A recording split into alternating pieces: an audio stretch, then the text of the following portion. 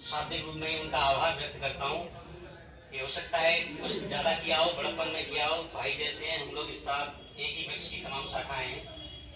मैं आपके बीच में हूँ आज। 2-3 दिन पहले मैं आपके यहाँ क्लासेस ले रहा था। इस परीक्षा का परिणाम कल 8:30 बजे आया था मेरी का, और 16 मई 2024 को मैंने जयपुर में ये परीक्षा दी थी। 2 पेपर थे, बैक टू बैक। भयंकर गर्मी का आलम था। उससे पहले तैयारी उससे भी ज्यादा गर्मी के साथ करी थी। परीक्षाएं अपने यथास्थान यथा समय पे आयोग द्वारा आयोजित होती हैं। क्योंकि आपको जानकारी है कि राजस्थान में सबसे बड़ी भर्ती परीक्षाओं को कराने वाली एजेंसी का जिम्मा किसके पास है? राजस्थान लोक सेवा आयोग, जिसे हम आरपीएससी कहते हैं। उससे छोटी जो परीक्षाएं जैसे रीट के लिए मुख्य परीक्षा वगैरह, टीचर भर्ती है, पशु परीक्षा वगैरह, और पटवारी सेक्रेटरी, उसके लिए राजस्थान कर्मचारी चयन सेवा आयोग के तहत ये सब भर्तियां होती हैं। आरपीएससी ने कल रिजल्ट अपडेट किया, सारी चीजें सकारात्मक रही और चयन भी हुआ। सर की शुभकामनाएं तमाम धौलपुर के विद्वत जनों की, जो विद्वान जन हैं, शिक्षा के क्षेत्र में जुड़े हुए हैं या प्रशासनिक क्षेत्र में जुड़े हुए हैं, उन सबने शुभकामनाएं दी।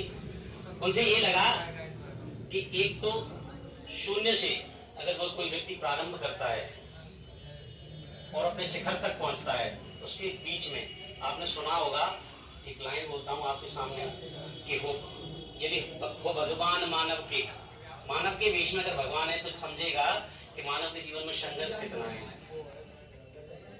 कहा है ना, उस सब लोग रीड के समय पे एक वायरल होती थी कि यही रात अंतिम, यही रात भारी है। तो कहते हैं ना कि विजय अंततः धर्मवीरों की होती, पर इतना सहज भी नहीं है ये मोती।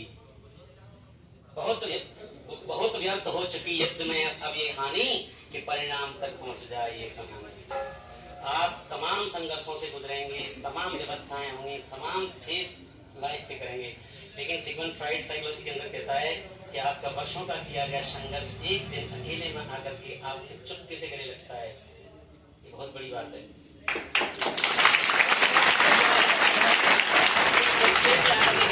मैं बता रहा हूँ आपसे।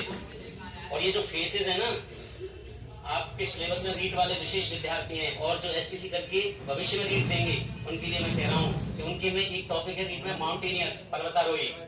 उसमें आपके में विशेषतः मेंशन है अरुणिमा सिन्हा, पता है ना? ट्रेन से यात्रा के दौरान कुछ लोगों ने उसको फेंक दिया था और उसके दोनों पैर कट गए थे।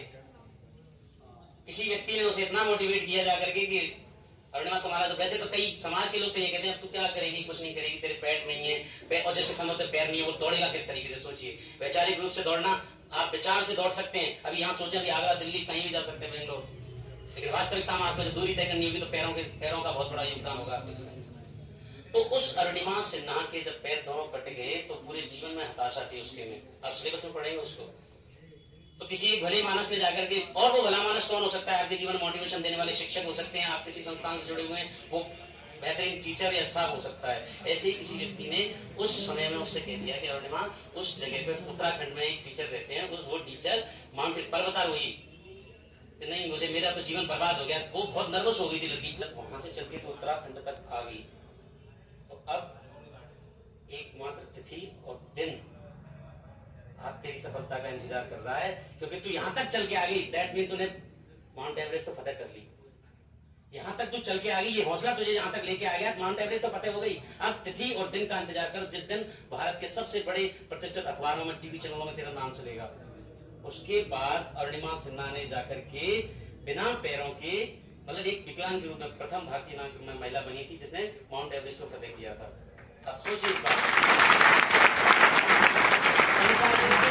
रोजाना हम लोग रहते हैं, ये नहीं है वो नहीं है, हम सब लोग, मुझे पता है आप सब लोगों में एक आध दो स्टूडेंट ऐसा होगा जिसकी बहुत वैसी परिस्थिति होगी। सब लोग एलिट क्लास फैमिली से आते हैं, सब लोगों के मम्मी पापा कुछ ना कुछ जॉब कर रहे हैं, कुछ ना कुछ कर रहे होंगे, क्योंकि वेशभूषा सारी चीजें बता देती है लोगों की कि भाई है। फिर भी दुख सबके जीवन में। बिहार, उसमें उड़ीसा के अंदर एक बच्चा टूटे मोबाइल से 720 में से नीट के अंदर 677 मार्क्स ले आता है। टाइम्स ऑफ इंडिया, जनसत्ता है, जैसे अखबारों की खबर बनती है। क्यों बनती है भाई? आप संसाधनों का रोना बंद करिए। आपको जहां जो जितना मिल रहा है